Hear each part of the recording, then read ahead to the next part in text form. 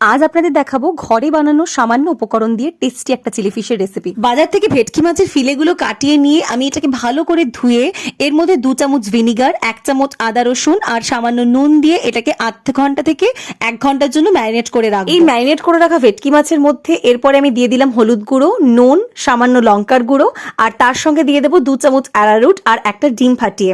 তারপর ভালো করে মাখিয়ে নিয়ে আমি ননস্টিক বসিয়ে দিয়ে তার মধ্যে দিয়ে দেবো তেল, আর তেলের মধ্যে আমি ভালো করে ভেজে নেব দুপাশ এদিক ওদিক করে আমাদের এই ভেটকির ফিলেগুলো। এরপরে অন্য জায়গায় আমি 1 চামচ অ্যারারুট আর 2 চামচ এখানে সয়া সস ভালো করে গুলিয়ে নেব। এখানে আমি আমার মাছের পরিমাণ অনুযায়ী সবকিছু দিচ্ছি। আপনারা যদি মাছের কোয়ান্টিটি বাড়ান তাহলে অবশ্যই একটু বাড়িয়ে নিতে হবে। মাছের পিসগুলো ভালো করে ভাজা হয়ে গেলে তুলে রেখে আমি ওই তেলের মধ্যে দিয়ে দেবো রসুন গ্রেট করে আর তার সঙ্গে লঙ্কার কুচি, আর এটাকে ভালো করে নাড়িয়ে নিয়ে আগে থেকে রেখে দেওয়া পেঁয়াজের কুচিগুলোকে আমি এর মধ্যে দিয়ে দেবো। দিয়ে ভালো করে ফ্রাই করব।